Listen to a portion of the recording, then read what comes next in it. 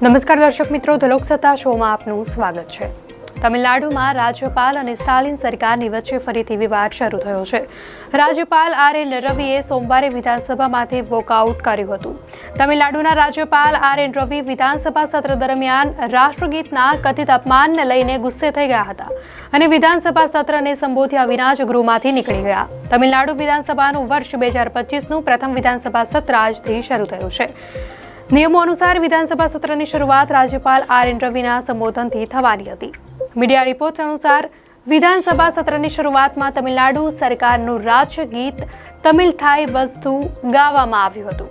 Media reports અનુસાર રાજ્યપાલ આર.એન. રવિએ તમિલનાડુના રાજ્ય ગીત પછી રાષ્ટ્રગીત વગાડવાની માંગ કરી હતી, પરંતુ તેમની માંગ માનવામાં આવી ન હતી, જેના કારણે રાજ્યપાલ એટલા નારાજ થઈ ગયા કે તેઓ વિધાનસભા સત્રને સંબોધ્યા વગર જ ગૃહમાંથી નીકળી ગયા।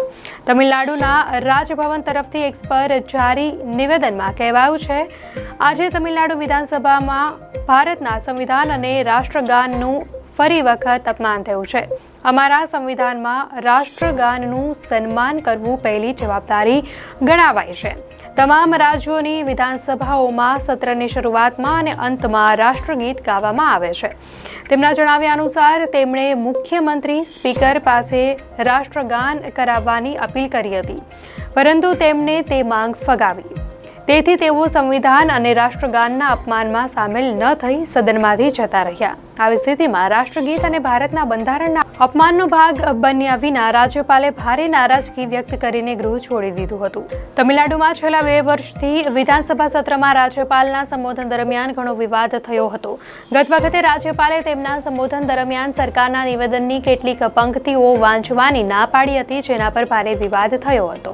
આ વર્ષે પણ વિધાનસભા સત્ર દરમિયાન હોબાળો થવાની અપેક્ષા છે, કારણ કે તમિલનાડુની અન્ના યુનિવર્સિટીમાં એક વિદ્યાર્થીની પર બળાત્કારનો મામલો સામે આવ્યો છે અને વિરોધ પક્ષો રાજ્ય સરકાર પર પ્રહારો કરી રહ્યા છે। હવે રાજ્યપાલની નારાજગીના કારણે વધુ હોબાળો થવાની શક્યતા છે। ત્યારે તમિલનાડુ પ્રદેશના કોંગ્રેસ અધ્યક્ષ કે સેલ્વા પેરુથાઈગાઈએ રાજ્યપાલ પર તામિલનાડુ વિરોધી હોવાનો આરોપ લગાવ્યો। તેમણે કહ્યું કે રાજ્યપાલ તામિલનાડુના લોકોના અને પોલીસના વિરોધી છે। તેઓ ગૃહમાં પારિત કોઈ પ્રસ્તાવ સ્વીકાર કરતા નથી। તો દર્શક મિત્રો, આ ઘટના અંગે આપની શું પ્રતિક્રિયા છે, ચોક્કસથી જણાવશો।